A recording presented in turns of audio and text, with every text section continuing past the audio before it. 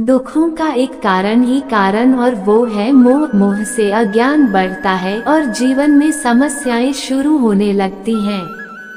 महाभारत में धृतराष्ट्र को दुर्योधन से इतना मोह था कि वह अपने पुत्र को गलत काम करने से भी रोक नहीं सके। धृतराष्ट्र को पुत्र मोह की वजह से धर्म अधर्म ज्ञान ही नहीं रहा था।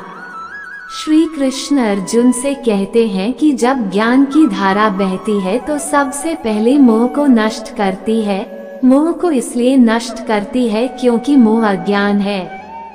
यूनान का सम्राट सिकंदर पूरी दुनिया को जीत लेना चाहता था। एक दिन एक नागा साधु ने सिकंदर से कहा कि तू ये पूरी दुनिया जीत लेगा, उसके बाद क्या करेगा, क्योंकि इसके अलावा दूसरी कोई दुनिया है ही नहीं। इतना कहकर संत जोर जोर से हंसने लगा। संत की बातें सुनकर सिकंदर निराश हो गया था। सिकंदर ने संत से कहा कि आप मुझ पर हंसिए मत, ये बात सच ही है, लेकिन मैंने आज तक ये बात सोची ही नहीं थी। सिकंदर ने अभी दुनिया जीती नहीं थी, लेकिन जीतने के विचार से ही वह निराश हो गया था, क्योंकि दुनिया जीतने के बाद कोई और मोह नहीं बचेगा। सिकंदर ने संत से कहा कि आप हंस क्यों रहे हैं। संत ने जवाब दिया कि तू पूरी दुनिया जीत लेगा तब भी तुझे निराशा ही मिलेगी, क्योंकि तू दुनिया को जीतने के मोह में बंधा है, जबकि मेरे पास कुछ नहीं है, लेकिन मैं हमेशा खुश रहूंगा, क्योंकि मुझे किसी चीज का मोह नहीं है। मोह की वजह से जीवन में दुख ही आते हैं। मोह घर परिवार से हो सकता है, सफलता का मोह हो सकता है, सुख सुविधा और मान सम्मान का मोह का हो सकता है।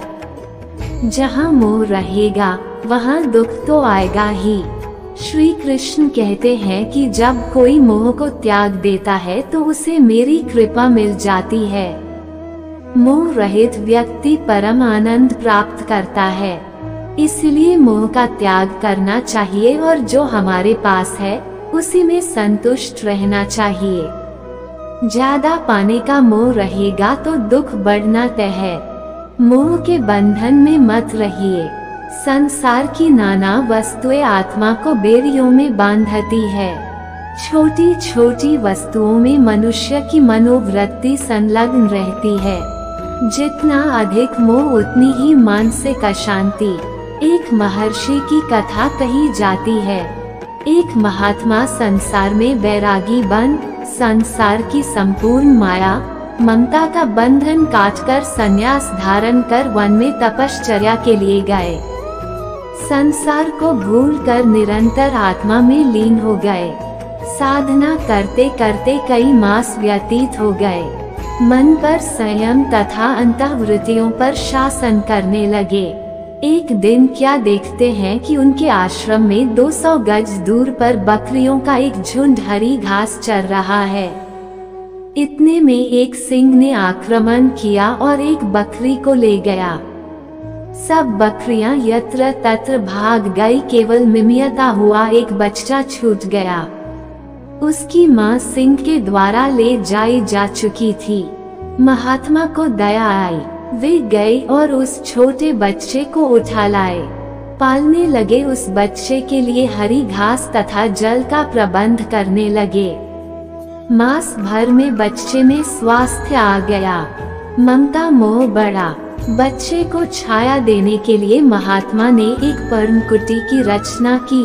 घास चारे का प्रबंध किया। वर्ष भर में बकरी बढ़कर जंचने लगी। फिर ऐसा समय आया जब उसके 2 छोटे छोटे बच्चे उत्पन्न हुए। 1 से 3 हो गए। महात्मा की चिंता और बढ़ी। अब उन्हें अधिक चारे तथा स्थान का प्रबंध करना पड़ा। होते होते महात्मा के पास बकरियों का एक पूरा झुंड हो गया। जिस संसार को छोड़कर चले थे, मोहवश होकर फिर उसी में वापस आ गए। उनकी आत्मा बकरी के प्रत्येक बच्चे में बंध गई। मनुष्य का मोह नाना वस्तुओं जैसे घर, बच्चों, छोटी छोटी अनेक वस्तुओं के प्रति होता है, यही बंधन है। जब उसकी किसी वस्तु को किसी प्रकार का कष्ट पहुंचता है या किसी स्वार्थ पर चोट आती है तो आत्मा को कष्ट होता है, मन शांति भंग हो जाती है। मनुष्य अंदर ही अंदर मानसिक पीड़ा का अनुभव करता है। संतान का मोह मनुष्य की आत्मा का सबसे बड़ा बंधन है। आपके 3 बच्चे हैं, पत्नी है, इनमें से कोई भी बीमार होकर मन शांति भंग कर सकता है। पत्नी को कोई रोग हो जाए तो आपका मन दुखी रहता है। संतान से आप कुछ आशा करते हैं, यदि वह पूर्ण नहीं होती तो आप मन की पीड़ा से विक्षुब्ध हो उठते हैं। मान लीजिए आप एक छोटा कुत्ता घर में पाल लेते हैं। एक प्राणी का घर में आगमन आत्मा पर एक नया बंधन होगा। उसके भोजन, स्वास्थ्य, निवास, प्रसन्नता इत्यादि की अनेक चिंताएं आपकी आत्मा पर आ जाएंगी। घर में पला हुआ प्रत्येक पक्षी आपकी आत्मा को मोटे मोटे रस्सों में बांधता है। किसी दूसरे व्यक्ति के बाल बच्चों को अपने घर में रख लेना आत्मा के बोझ को बढ़ाना है। आपके पास एक घर है पर आप एक और लेने की कामना करते हैं। यह नया बंधन होगा। आवश्यकता से अधिक कुछ भी रखना, तरह तरह के शौक, फैशन परस्ती, धन की तृष्णा, भोग विलास की अतिरिक्त कामना आत्मा के बंधन हैं। इनमें से प्रत्येक में बंध कर मनुष्य तड़प जाया करता है। मोह के ये बंधन मजबूत जंजीरों से आपको बांधे हुए हैं। तुम्हारे जो संबंध संसार से जकड़े हुए हैं वे दुख स्वरूप हैं।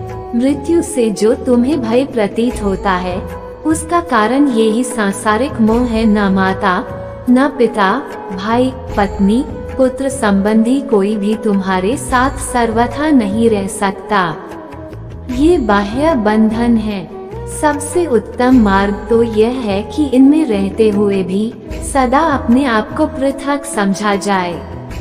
जैसे कमल जल में रहते भी सदा जल से ऊपर रहता है, उसी प्रकार सांसारिक बंधनों में रहते हुए गृहस्थ के कर्तव्यों का पालन करते हुए भी सदा अपने आप को संसार से मुक्त देखिए। यही जीवन का सार है। Please like, share and subscribe my channel.